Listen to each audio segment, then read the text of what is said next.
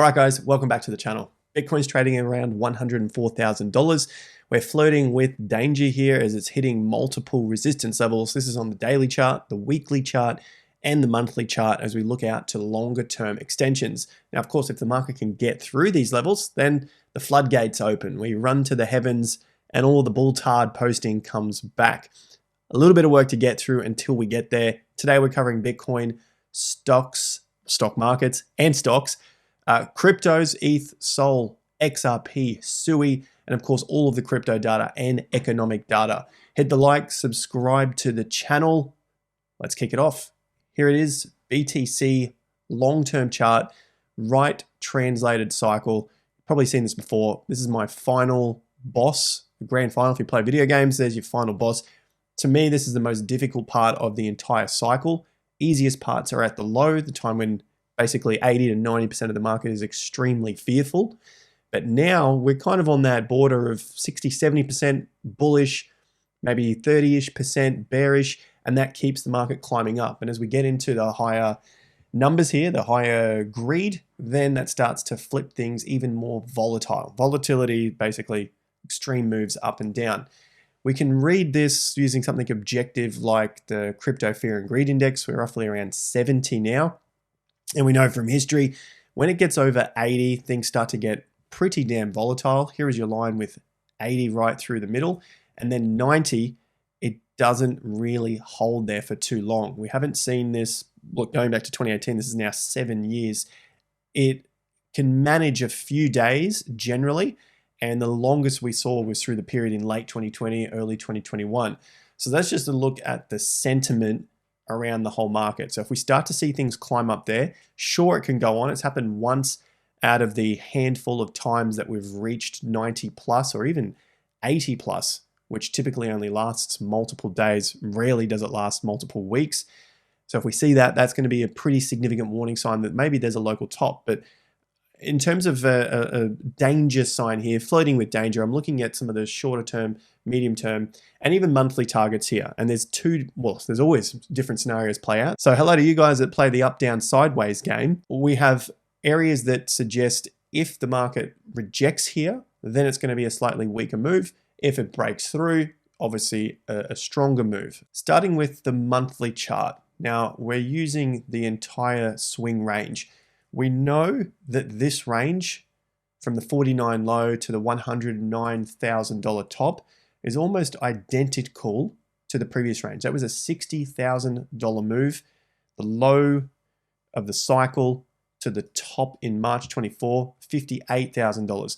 So Bitcoin has managed to repeat almost an exact price movement to the upside. Don't ask me how or why this market or markets in general continue to rhyme. It just seems to be the way. And they'll come to 50% levels to find out whether it's going to be a resistance or it's going to break through. If it breaks through these levels rather easily in a short period of time, then that suggests we have a lot of strength in the background. Now, a failure would have to mean a big breakdown. Sure, it can get rejected here for several days or even a couple of weeks, provided it doesn't break down other key support levels. But before we go too far, let's just have a look at the overall resistance levels on these time frames. So for the monthly chart, so the long term, and we'll drop it down to the daily, as we've seen a pretty reasonable day now, continuing to hold around 103, 104. On the monthly, low to high, projected off the low is 104,400.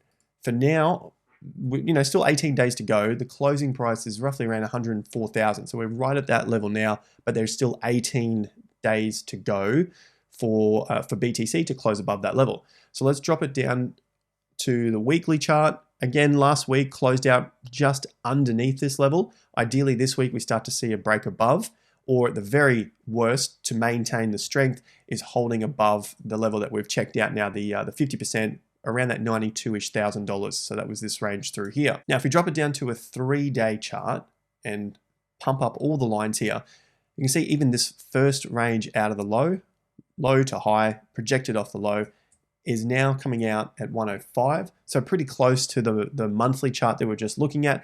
And this is the 50% extension off the 3-day swings. So basically, to turn this chart, you need to see 3 days against the trend. The trend from April up to the peak, May, so nearly a month there, was all up. You did not see any 3-day corrections. This was the first 3-day correction.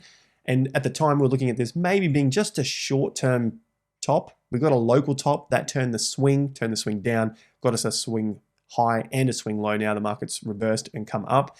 And this range seems to be relatively important because for the last 4 days now, Bitcoin has not been able to close above this 50% level on the 3-day swing chart. So that's where this 105 resistance level is coming from. Again, to the downside, you don't want to see the levels around 91, 92, up to about 93.5, 94, basically the whole of the low $90,000 range.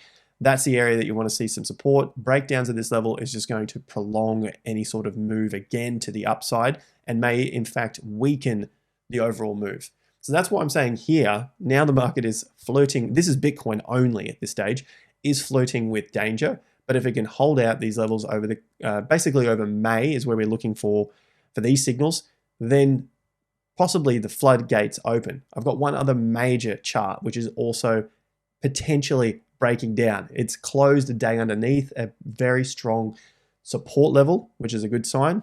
It's the USDT dominance, but I'll get to that in a moment when I cover some alts. We still need to cover off the stock markets as well after quite a significant day on the economic announcements, headlines.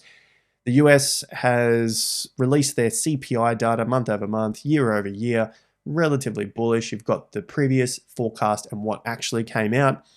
CPI was forecasted to be 0.3, jumping up from a negative 0.1, and it came out lower. So even though the CPI month over month was up, it was still lower than the forecast. So the market saw that as bullish. CPI year over year was also slightly less, 0.1 down on what the forecast was. So again, slightly bullish. The inflation hasn't kicked up anywhere near as much.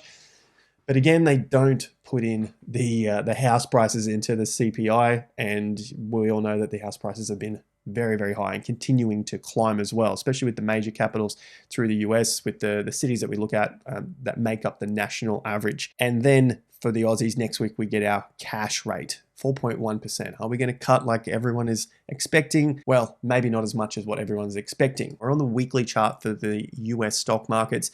They're also having a pretty good time here, breaking past those highs. It's continued on with the gains from yesterday. Just taking a quick look at the daily chart. The move higher, another day up here, 0.5%. And this time, for the first time since the breakdown in March, the S&P 500 has now hit 5,900 points, which puts it very close to a new all-time high, so less than 5%. Same sort of thing is happening on the NASDAQ, very, very strong move out. This line in the background is our 2020 chart. I was going to say it's in 2022. It's 2020 from the COVID collapse, the higher low, and then how the market marched out of that extremely fearful time.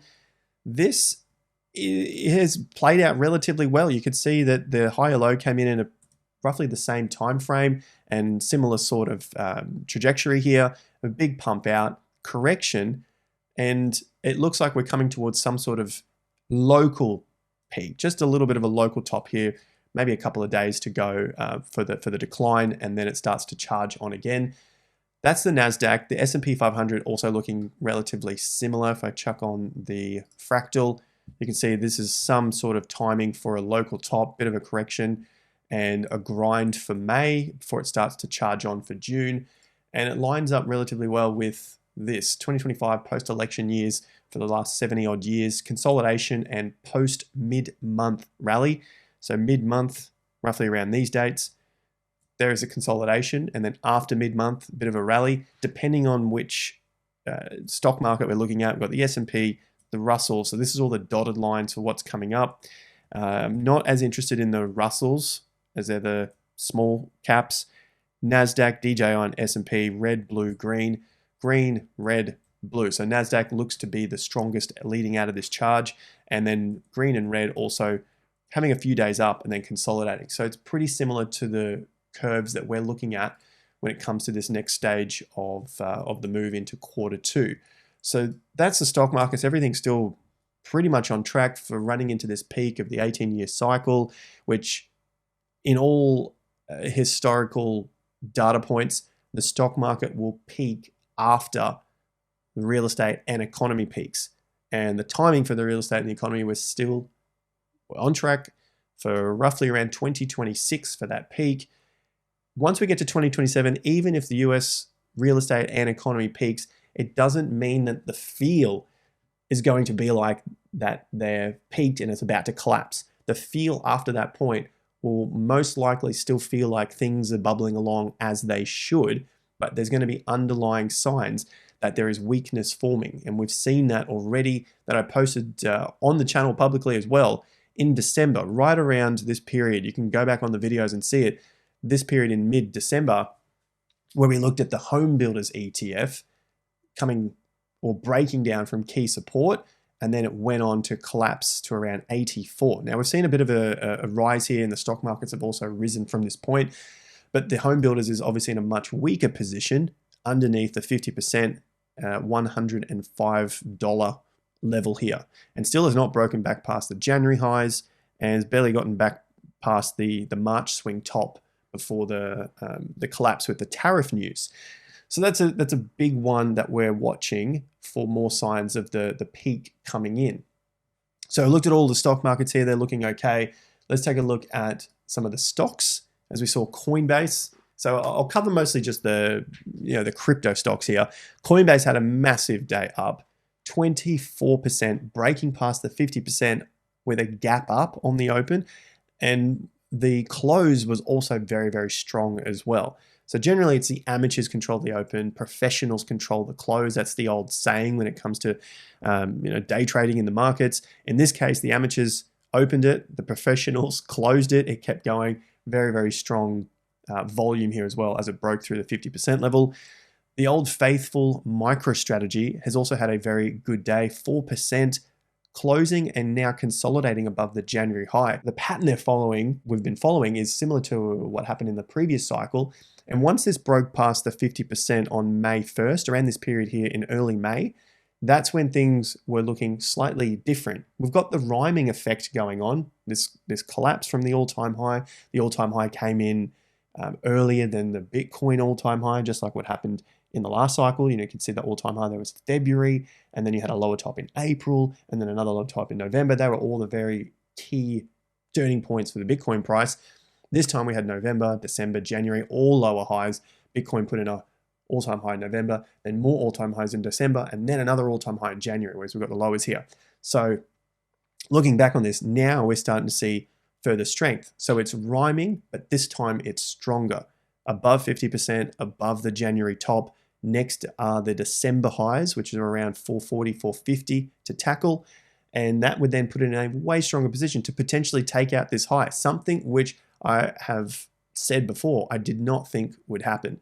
So there's one for you guys. Maybe you want to join in with the bots in the comment section. Maybe I'll see your comment down there. You can give it to me if you want. But in terms of where it sits, it still needs to close above this 440. That's going to put it in a much, much stronger position. But this rally alone looks pretty damn good, especially with the green days, the up days, I should say. They're having relatively good volume as they start to break key levels. So that's MicroStrategy looking okay here. Always got to give something to the cult coins out there. That's coin. And speaking of cult coins, a quick look at Tesla as well. This started to consolidate on previous supports around the 210, 250, and 270. And then once it broke through the 270, came back and tested it and held it as support, volume lowered into that. That's a good strong sign that at least it wants to come back and test 350. It might even get back to somewhere around the 400. And if this cycle keeps going like we're looking for it to do, with the peak coming in later, so stock markets coming in to peak later than the real estate and economic cycle, then that might be enough time for some of these cult coins to really pick up some steam and put in higher prices. So we can never write off the cult coins that are out there, and that is definitely showing true yet again. Tesla, MicroStrategy, Coinbase, not really a cult coin, but definitely a Bitcoin and crypto coin. Next up is the crypto data. Crypto Fear and Greed Index is getting awfully close to greed. So as I talked about in the intro, once we start to hit those levels of around 80 plus, and greed starts, or extreme greed, sorry, starts from around 75, 76. Today's reading was at 73. It often doesn't last too long in that area. Yes, price can keep going higher, but it's just good to be on the lookout for a local top for me. You can see back in 2024, a touch in extreme greed. That was just enough. Came back, sat in greed, consolidated before the boom up to the peak. That was the final move up. Take a look back to 2021. It also ran up into extreme greed here just before the market took off. But again, extreme greed, correction happened. Doesn't have to be a solid, or it doesn't have to be a major correction. You can see here, this was not too much. This was barely double digits. I think it was like 15 or so percent from the high to the low. Oh, my bad, 22%. But still, for Bitcoin, that's not too bad. It runs up again into this extreme greed, and it was able to hold in extreme greed, basically the only time it's done that in its history. And the corrections, while it was holding in extreme greed, they were the ones that I was remembering. Those were very shallow. You had 17%, and the next move down was less than that. Here's the top to the correction, 12%. They were the ones I remembering weren't too heavy, and these ones here, well, that 22% was still higher lows above the previous area on that breakout. So extreme greed, yes, we've seen it happen once before. Big corrections came in, and then once it got to this final peak, it could not hold the extreme greed. It got into February, hit the top around 57, 58K, dropped back down, and that's where we started the count from for the extreme greed tapering out, which then led into the extreme fear, and it had to recycle again. Basically, the market sentiment had to reset. It all got washed out, and then we started to climb higher again. Happened yet again in this first range out. You got the extreme greed, 78, 79s, and then dropped off there. So that was a nice significant correction. High to low was about 25%. So we've seen that happen before in the cycle. And then we led into the final peak here. Just a couple of days, extreme greed, correction, extreme greed, and then the bear market started. I guess what this is warning us for is we start to run up too fast, and it ends up being a very quick all-time high. That could be a bit of a recipe for disaster. The only thing that could save it from there is if we hit the higher prices and then consolidated above the previous resistance levels, making it support, giving the market time to reset the sentiment, time to reset in price, and then start its climb again to the next target. Maybe the 120s, maybe the 130s. And speaking of time, if this cycle is going to be similar to the previous cycles, well, then we're basically in our last 5-ish months to go until the peak. You got 35 months low to high. We've seen that last cycle. We saw it the cycle before that. And the first cycle here, the Genesis cycle, as Michael calls it, 37 months from the low to the high.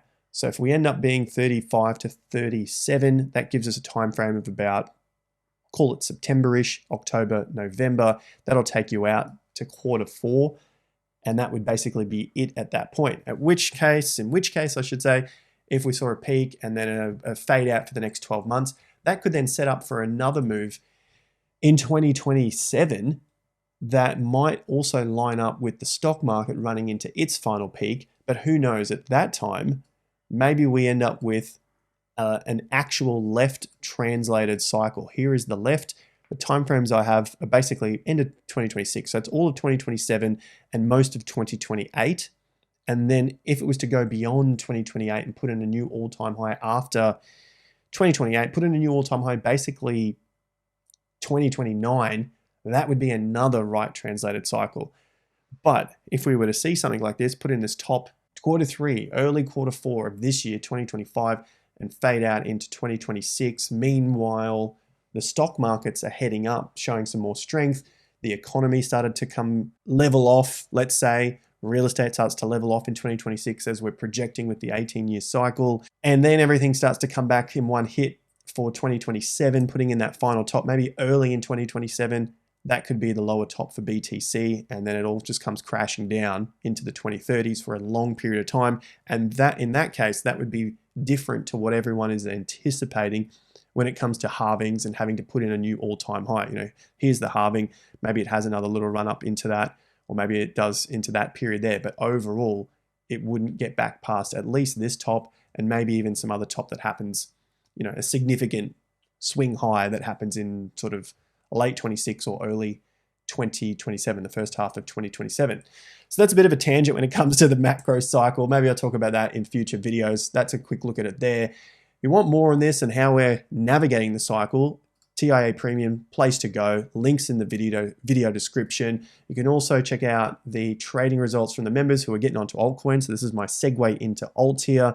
Sui, massive ones here, 100% Sol. Just basically getting on board with their trading and setting up their plans. Some are degenerate, some are not. 86% you're not considered degenerate. Crazy. AstroCam, congratulations. Those are massive, massive numbers. Hopefully it's done on really, really good capital as well to keep those big, big gains. And they just keep coming. Okay, so that's a look at TIA Premium. The guys are trading their altcoins, but we're also doing long-term strategies for our portfolios, whether it's a retirement fund, or just your overall portfolio, ranging between, like we said, with stock markets, real estate, and of course, Bitcoin being the main player. Now, if you made it this far, thanks, like and subscribe. This is the other big chart here that is currently flirting with danger. And I mean that because every time previously that it's hit this level, it has found support and then bounced away. So USDT dominance, we want to see breakdown. Basically, it's a flow out of the liquidity in the Bitcoin space into the rest of the altcoins, right? If this doesn't break down, then it's very hard for the market to keep going. And that's what we've seen over the last couple of days. It's found support here for the last 4 days. What's happened to Bitcoin in the last 4 days? It's found resistance at around 104. And yes, all of those other swings had lined up at that price target too. In this case, we're now sitting at 4.5%. And this white line is the diagonal going back to the 2017 all-time Bitcoin all-time high. There it is. And just getting that nice and accurate is very important. As we can see, it's sitting on that line now. Now, in the last 24 hours, it did close underneath it, but this has happened before, closed underneath, comes back above. So we need a clean breakdown. And the other time that it broke down from this level was just recently, the November through to January period. It found a base and then broke higher again. The good news for this is maybe like I've called it something, you know, floodgates open, the heavens open up, whatever, lower highs have formed here, which is suggesting maybe more money wants to flow out of USDT this time and actually take out this diagonal, basically the entire bull market line here, take it out and then keep going and break down the 3.7% as well. That would be absolutely astronomical for Bitcoin, probably even some altcoins. Maybe it happens relatively quick, catches everyone off guard, comes back up, tests those levels. And then like we just looked at with BTC, you get something like that, and then it sort of fades and then comes back up and all that money starts to flow back into USDT. We'll have to wait and see whether that actually plays out. But in the meantime, this is at that critical point now where it needs to break down and hold underneath this level. We're also seeing critical resistance here at the moment with ETH, but 2,700, it is just climbing up again today. If I come down to the daily chart, we're watching it try to take out the 50% level. So this is the entire range now. So from 4,100 down to 1,400, the 50% is at 27. You can see yesterday came right up to that level, short of a few bucks, and is paused there for the last 24 hours. So if this breaks through, you're probably going to see that USDT dominance also drop, which is going to be a good sign there. It might signal to the rest of the market things are safe for the time being. Trades are going to get going. Members are going to go crazy. You're going to see more and more moon degenerate 1,200% returns, and ETH also start to climb a little higher as well. So ETH is in a relatively good position if it can break out of this 50%. For the other altcoins, Sol is just short of the next 50%, so $195. And Sui and XRP are in a stronger position. They've broken past both of their 50%. So the downtrend 50% comes in at $3.50, $3.54, and now it's also hitting its weekly swing 50% level. So that's $4.20. Essentially, it's had some free reign. It's now consolidating above major 50%.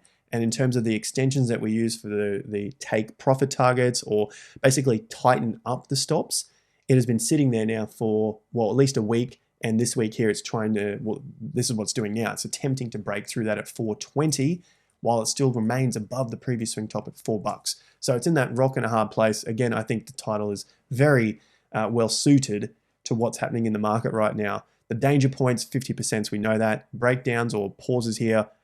Pauses are okay. Breakdowns underneath previous swing lows and 50% levels, that's the danger, that we don't see the floodgates open up and the USDT dominance basically reigns supreme again on this support line and pushes higher.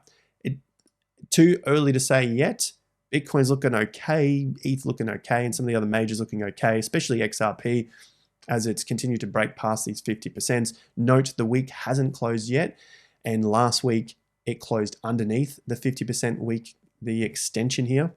So this range right there, it's on track to go towards 280 as it's above 250. So this is in a stronger position. Again, one of the larger market caps, which will affect the USDT dominance as well. So we looked at Sol, SUI, XRP, and ETH. There's always the danger of it being a bear market rally for some of these other alts that are in a weaker position. The stronger position, there's less chance of that happening. So ETH ideally gets some closes, breaks above 50%, closing above $2,800. And that would put it in a much stronger position to start to tackle the mid threes. And then of course the 4,100, which was the previous highs.